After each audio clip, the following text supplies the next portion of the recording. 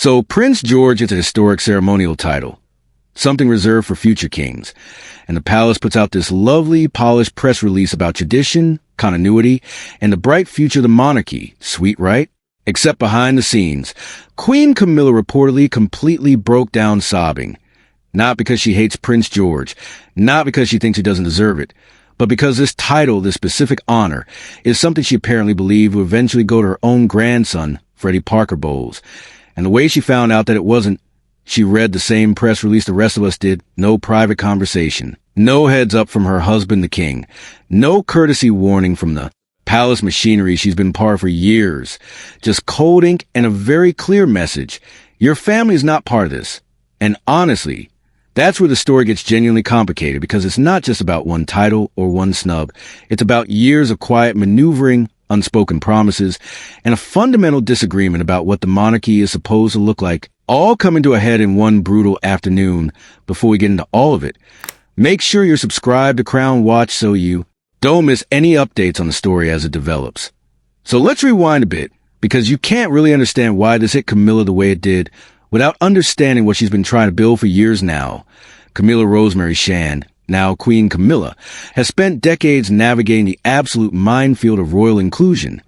She went from mistress to wife, from scandal to grudging respectability, and her path into the heart of the monarchy has been anything but smooth. And while her position beside King Charles is now secure, her private ambition didn't end with getting the crown.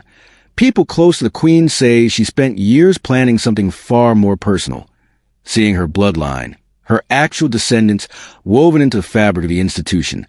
Camilla has 2 children from her first marriage to Andrew Parker Bowles, Tom and Laura, and unlike Prince William and Prince Harry, they don't have titles. They're not working royals. The firm considers them, and by extension their children, civilians. Camilla's loving grandchildren, sure, but civilians. Camilla, however, has never seen it that way. To her, they're part of her legacy. And in recent years, according to multiple insiders, she's been working very carefully to shift how the institution views them. It started subtly, strategic invitations to royal events, family photographs carefully composed, her grandson Freddy Parker Bowles, who by all accounts is charming and well-mannered, and growing up within arm's reach of Windsor, started appearing more frequently at family gatherings, often seated near key royal figures. Many in Camilla's inner circle believed she was positioning him as the acceptable face of her family, the one who could bridge the gap. She was careful about it too. One former courtier said she never outright demanded titles. She just presented her family as deserving of royal respect. The subtext was always there, though. They could serve the monarchy too, at private dinners, at charity events. Camilla was known for bringing up Freddy's accomplishments. She made sure images of her grandchildren appeared in palace newsletters and Christmas greetings, and she quietly suggested, particularly once Charles ascended the throne, that her family deserved a formal place in this new era. According to one retired palace aide, there was even talk, completely behind closed doors, about possibly pressing for a minor hereditary title for Freddy somewhere down the line. Something ceremonial, symbolic, a barony maybe, nothing that would cause public outcry, but enough to justify Parker Bowles' inclusion in the royal directory. And the aide explained it wasn't about greed, it was about belonging. Camilla knew she'd always be seen as the outsider queen. Elevating her grandchildren was her way of changing that narrative, of saying we are part of this too. But here's the thing, that quiet campaign for recognition was met with equally quiet resistance. Senior advisors to Prince William were reportedly skeptical from the start. They saw the monarchy as a blood institution founded on lineage, on tradition, on the legitimacy of descent. Camilla had become queen consort, yes, but her children were by definition not royal, and blurring the lines between monarchy and extended privilege. That was a risk they weren't willing to take. The anxiety just simmered behind closed doors. Camilla was pleasant but persistent. She used her rising influence to push for small changes, more inclusion at events, better seating arrangements, subtle nods, and Charles, who was frequently stuck between love and legacy. He indulged some of her hopes, but Charles is not the actual custodian of the future royal image anymore. William is. And according to reports, William had very little interest in expanding the royal family to include step-relatives, no matter how close they were to the king and queen. An insider explained that William sees the future very clearly, a slimmer monarchy, a tighter circle, no room for confusion or court favoritism, and that vision did not include Parker Bowles' grandchildren. So for years this tension just sat there, Camilla playing the long game, hoping that time and sentiment would eventually create space for her bloodline. And then the title she had, quietly hoped Freddy might one day receive, was bestowed on Prince George without discussion, without warning, without explanation. And it wasn't just a disappointment. It was a definitive no for Camilla, who spent her entire adult life clawing her way from controversy to crown. It felt like history repeating itself, a reminder that in the eyes of the monarchy, she would always be a visitor and her grandchildren just visitors too. Now to understand why William and Kate were so firm on this, you have to understand their whole philosophy about the monarchy's future. To the public, William and Kate represent this modern, personable royal couple who balance tradition with accessibility. But behind palace doors, people close to them say their vision is far more strategic and selective than most realize. From the moment they stepped into senior royal positions, the Prince and Princess of Wales have followed one guiding principle: protect the core royal bloodline, not out of pride or snobbery, but out of a deliberate desire to shield the institution from dilution, from confusion, from endless debate about who counts and who doesn't.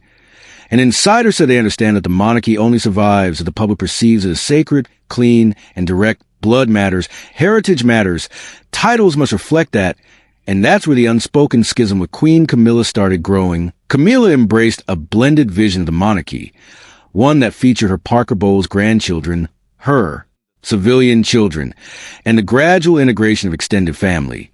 While William and Kate stayed firmly rooted in tradition, their view was straightforward, maybe a little cold, but clear.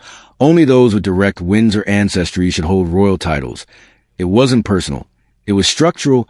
William, as future king, is determined to streamline the monarchy, reduce cost, reduce public scrutiny, reduce excess. His model apparently follows a Scandinavian approach: fewer working royals, clearer roles, and no ceremonial honors awarded based on personal favoritism or step-family connections.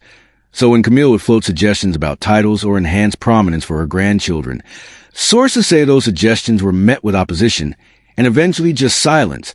A former aide explained that William didn't need to argue. He simply didn't respond.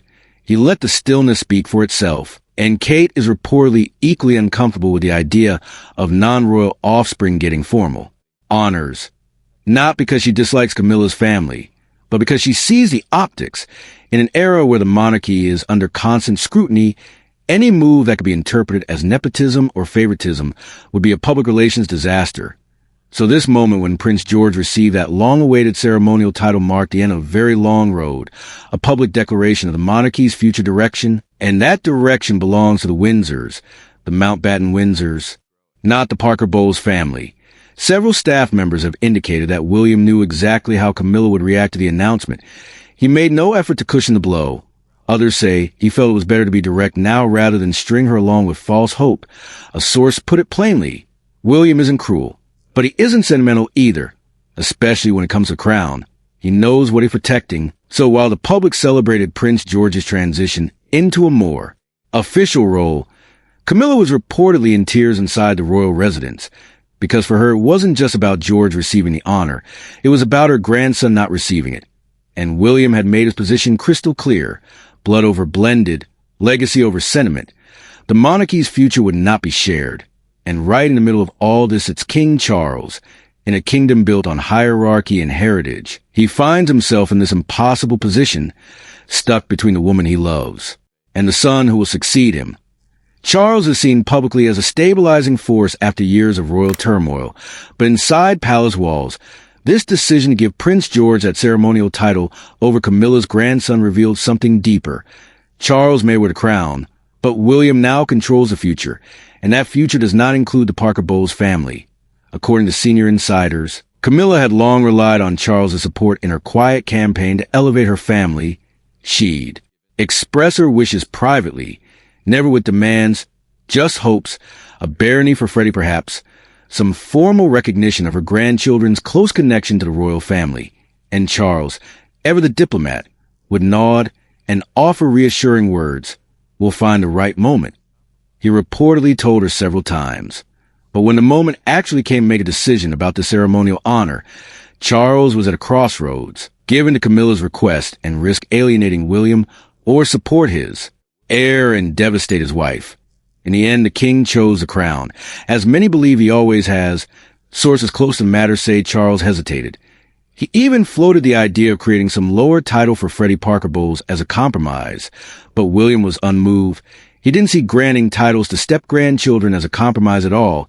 He saw it as a contaminant, a slippery slope toward a distorted royal image that could haunt future generations. And Charles, who has fought his entire reign for the stability of a modern monarchy, eventually gave in. A palace insider confirmed. He didn't want to fight, but he also understood that William's vision had to be respected. If Charles defied him, he'd be starting a war inside the institution. The decision shattered something those close to the king, and Queen say Camilla experienced it as a personal betrayal. Not from William, but from Charles himself, for a woman who had supported him through decades of scrutiny, media attacks, and family rejection. This felt like a knife from her own husband. She reportedly asked him, "Did you even try?" One staff member allegedly overheard the exchange. Charles was said to be sorry, but not apologetic. He believed he'd made the right decision for the institution, for the crown, for history. But the emotional cost was real. Camilla reportedly canceled several commitments in the days following the announcement. Staff noticed a shift in her demeanor, quiet, distant, noticeably cold. And Charles, unusually, didn't press her because he knew what he'd done. For the first time since their marriage, Camilla no longer felt safe with a man who had once defied the world to be with her. The king is no stranger to difficult choices, but sources believe this one will leave a lasting mark. Because the cost wasn't political, it was human, and no royal decree can fix a heart that feels expendable. The event itself was supposed to be modest, a solemn royal occasion to bestow a ceremonial title on young Prince George, one that's been passed down through generations and signifies royal maturity and future leadership. For the public, it was a charming glimpse into the future king's destiny. For the palace and media went amid mounting pressures. But for Camilla, it was devastating. And the detail that makes it so much worse is that she reportedly had no advance notice, despite her proximity to the throne, despite decades of service and discretion. She learned through the official palace news release, same as the general public. She didn't even get a phone call. One insider said she saw the name Prince George in that announcement and just froze. To outsiders, it looked like a natural evolution, but to Camilla it confirmed what had been quietly building for months. Her family would always be secondary, and her grandchildren would never be allowed near the heart of the royal machine. That night behind closed doors at Clarence House, Camilla reportedly lost hold of the composed image she'd spent years cultivating. She sobbed, not in public, not in front of cameras or staff, but alone in her private sitting room with only a few loyal aides nearby. An eyewitness account says she held the printed announcement and said, "They have erased us. After everything, they have erased us." It wasn't just sadness. It was outrage, betrayal, a deep piercing grief that no crown could cover. Camilla spent decades walking a tightrope, earning respect, staying silent, serving a family that once rejected her. She survived public hatred, media venom, private humiliation to get where she is, but all that was for her, not her kids, not her grandchildren. And now a line had been drawn. Prince George on one side, heir favored, celebrated, Freddy Parker Bowles on the other, invisible, according to reports. What hurt most was the message the title sent, that Queen Camilla had no say, that her opinions, her hopes, her wishes for her family were irrelevant.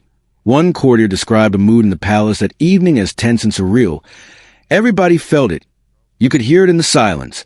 The Queen had been shut out, and the Queen was grieving. King Charles reportedly tried to comfort her. He offered gentle explanations, likely rehearsed in advance, about tradition, public expectation, royal strategy. But Camilla, overcome, reportedly told him, "You let them humiliate me," she canceled. Subsequent engagements. The official reason was health concerns, but people inside the royal circle understood the Queen wasn't ill. She was shattered. No one would speak about it publicly, but the staff witnessed the aftermath. Camilla emotionally distant, Charles concerned, and the relationship between the Queen and the Prince and Princess of Wales deteriorating further. Because Camilla saw this as more than routine, it was personal. She had climbed every rung of the royal ladder, endured every wound, every whisper, every insult. She wore the crown. But in a quiet moment, she realized something devastating. The crown could never protect her loved ones, and the monarchy would never truly accept them. When the dust started to settle from all that emotional chaos, royal insiders began focusing on what this title snub actually means, not just for Camilla, but for the whole future of the monarchy. Because while everyone was focused on Camilla's tears and Prince George's new title, something much bigger was taking shape beyond the palace gates, a generational divide.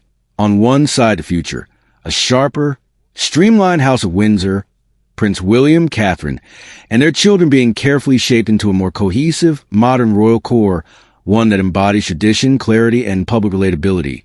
On the other side stand the Parker Bowles family, what some now call the blended branch, loyal, present, yet unofficial, accepted in photographs, but not in protocol. Camilla's side of the tree wasn't pruned exactly. It was just disregarded, and that exclusion carries the seeds of bigger crisis. One royal historian put it like this: you're seeing two royal visions begin to diverge. Camilla wanted to build a legacy that included her family. William is building one that strips away everything except the bloodline, and both believe they're right. The implications are significant. A monarchy that may one day be divided not by scandal or abdication, but by a slow, painful fragmentation of family identity. Freddy Parker Bowles and his relatives aren't little kids anymore. They're growing up in royal settings, but without royal titles. They walk through palace corridors, but aren't listed in royal registries. They celebrate holidays with George, Charlotte, and Louis. But the message is unmistakable. This world is not yours. What does that mean for the next generation? It means a monarchy increasingly defined by hierarchy, not just a power, but belonging. Prince George is already taking on duties that foreshadow his future honors, military patronages, informal introductions to diplomatic circles. He's being raised not just as a grandson, but as a sovereign. Meanwhile, Camilla's grandchildren remain on the periphery of public awareness, no honors, no mentions, not even a whisper of ceremonial participation.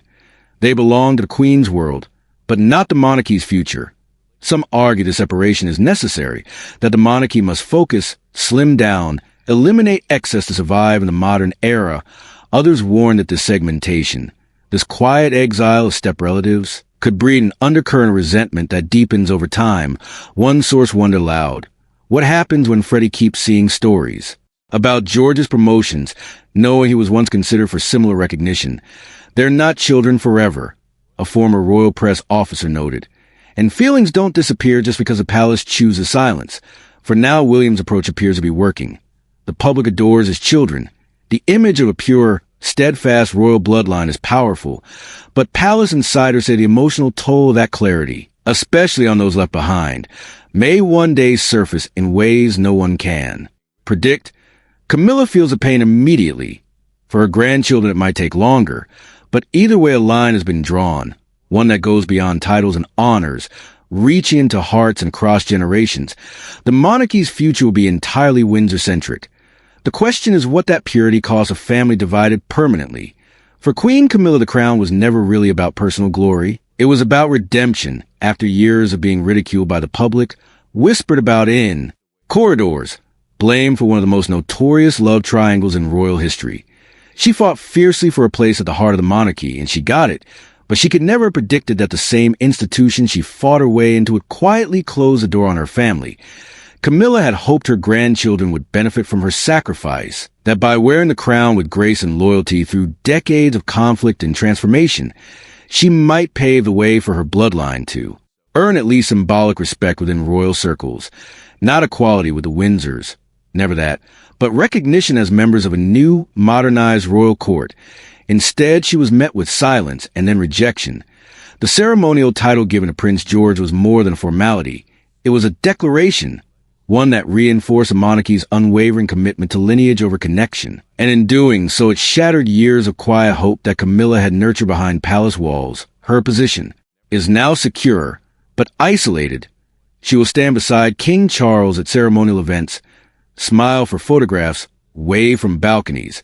But she does so knowing her legacy ends with her, that the name Parker Bowles will never be inscribed in royal history, that her grandson will never bow in ceremony, never be announced with grandeur, never carry the weight and honor of a title, even one she would have gladly shared. That pain is one she carries alone, because in this new royal era, Camilla may wear the crown, but Kate and William shape the throne, and their monarchy makes no room for blended lines or sentimental exceptions. Camilla envisioned a legacy. Instead, she's left with brutal truth. She may be queen, but her family was never royal. The final realization of this royal rift left Clarence House in a state of quiet shock, as the physical and emotional distance between the king, the queen, and the Prince of Wales became an undeniable reality that no courtier could spin away. For months, the palace communication teams had worked overtime to project an image of absolute unity, staging joint appearances, coordinating charity photo shoots, and carefully editing every public narrative to show a blended, modern royal family marching forward in lockstep. But titles and press releases cannot erase the sting of a deep personal exclusion, and as the dust began to settle, everyone inside the inner circle knew that the dynamic at the top had permanently shifted. William had drawn a hard, unyielding line in the sand, establishing a precedent that future generations would have to follow, while Charles, burdened by the immense weight of his duty to history and the institution, had chosen to protect the crown at the absolute expense of his wife's deepest personal wishes. It was a cold, calculated restructuring of the royal hierarchy, one that left Queen Camilla isolated at the pinnacle of power, holding a crown that could grant her status, wealth, and national prestige, but could never buy her the one thing she truly wanted: validation for her bloodline, a permanent place in the royal lineage for the children and grandchildren she loved more than anything in the world. The sheer psychological toll of this defeat began to manifest in subtle ways across official engagements, where observers noted a distinct coolness in her posture, a noticeable absence of the warm, easy smiles that had once characterized her public appearances, an almost palpable detachment from the very institution she had fought so fiercely to enter. Staff members whispered about long, tense evenings behind closed doors, where the king and queen existed in separate emotional orbits, bound by marital duty and shared history, but divided by an irreversible fracture of trust. Because for Camilla, the true tragedy was not simply that her grandson Freddy had been passed over for a ceremonial title, but that her decades of loyal service, her quiet endurance of public scorn, and her ultimate rehabilitation in the eyes of the nation were treated as transactional, as if her presence was merely tolerated for the sake of the king's happiness, while her family remained permanently locked outside the gates of the true royal inheritance. This realization cast a long, heavy shadow over the remainder of Charles's reign, serving as a constant, painful reminder that the future of the monarchy belonged exclusively to the Windsors, a closed corporation built entirely on the rigid foundation of blood, descent, and hereditary privilege, where step-relatives and blended branches were nothing more than temporary guests allowed to watch from the sidelines, but never permitted to touch the levers of actual power.